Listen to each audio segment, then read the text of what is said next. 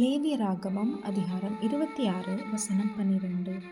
நான் உங்கள் நடுவிலே உலாவி உங்கள் தேவனாயிருப்பேன், நீங்கள் என் ஜனமாயிருப்பீர்கள். ஆமென். எவ்வளோ பெரிய பாக்கியம் இல்ல. இந்த வார்த்தைகள் நம்ம வாழ்க்கையில அப்படியே நிறைவேறணும்னு நமக்கு ஆசையாக தான் இருக்கு. நம்ம ஆராதிக்கிற தேவன் அவர் பரிசுத்தமான தேவன். அவர் எப்படி பரிசுத்தமாக இருக்கிறாரோ அதே மாதிரி நாமும் பரிசுத்தமாக இருக்கணும்னு அவர் விரும்புகிறார். ஏசப்பான்னு அவரை கூப்பிடுங்க. அப்படியே உங்கள் இமேஜினேஷனில் சிலுவையை கொண்டு வாங்க.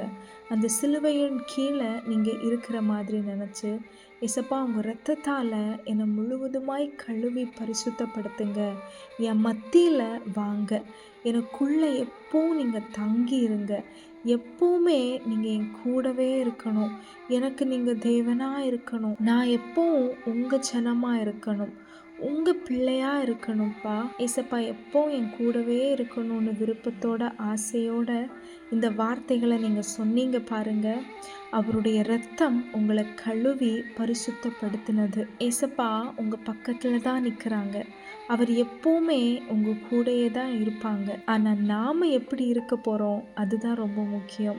ஏசப்பாவை துக்கப்படுத்தாமல், என் பிள்ளைங்க இப்படி பண்ணுறாங்களே அப்படின்னு ஏசப்பா நம்மளை பார்த்து வருத்தப்படாமல், எப்பவும் ஏசப்பாவை நம்ம கூடையே வச்சுக்கிற மாதிரியான ஒரு வாழ்க்கையை நம்ம வாழ போகிறோம். ஏசப்பா நம்மளை பார்த்து ஐ ஆம் ப்ரவுட் ஆஃப் யூன்னு சந்தோஷமாக சொல்லணும். முயற்சி எடுக்கலாமா?